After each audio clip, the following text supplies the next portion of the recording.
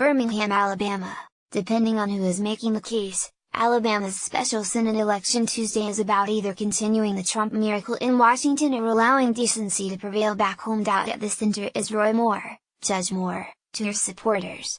The 70-year-old Republican was twice ousted as state Supreme Court Chief Justice after flouting federal law, and now he's attempting a political resurrection amid accusations of sexual misconduct with teenage girls when he was in his 30s. In Moore's path is Democrat Doug Jones, a 63-year-old former U.S. attorney best known for prosecuting two Ku Klux Klansmen who killed 4 black girls in a 1963 church bombing. The winner will take the seat previously held by Attorney General Jeff Sessions.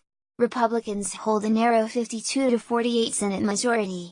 A routine election in Republican-dominated Alabama wouldn't be expected to alter that balance, because Alabamians haven't sent a Democrat to the upper chamber of Congress since 1992.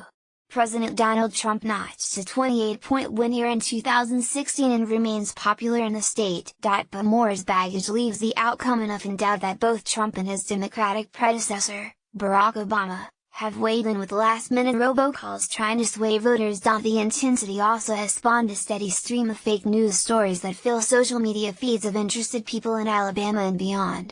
An Associated Press analysis, in cooperation with Facebook, counted as many as 200 false or misleading reports heading into the weekend. One website claimed one of the women who have accused Moore of sexual misconduct had recanted. She did not. Meanwhile, Moore's detractors took to social media to claim he had written in a 2011 textbook that women shouldn't hold elected office.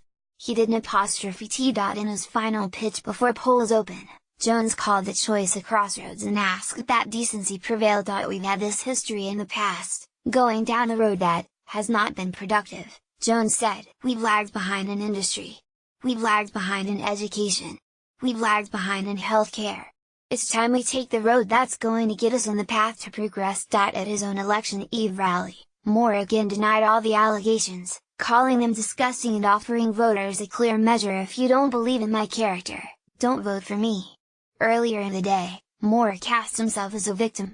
It's just been hard, a hard campaign, he said. For Alabama, the outcome could be defining. Democrats and moderate Republicans see an opportunity to reject a politician who is already regular fodder for late-night television and enough of a curiosity that Chinese leader Xi Jinping paused a presidential meeting in Beijing recently to ask Trump through an interpreter, who is Roy Moore.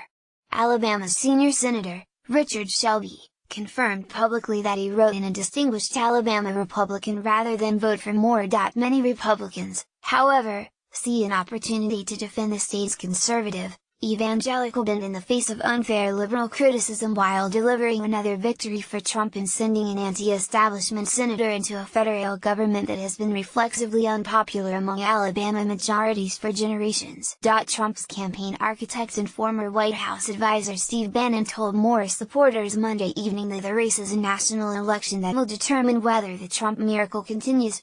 Moore says he is aligned with the president and he makes similar arguments to Trump, blasting the elite in the swamp of Washington, D.C. For Jones to win, he must build an atypical coalition, maximizing turnout among African American voters and white liberals who often don't combine for more than 40% of the electorate, while coaxing votes from enough white Republicans who can pull the lever for Moore. One of Jones's celebrity backers framed the choice as being much less complicated. I love Alabama, said Leeds native and former NBA basketball star Charles Barkley, but at some point we've got to draw a line in the sand and say, we're not a bunch of damn idiots. Polls open at 7 a.m. local time.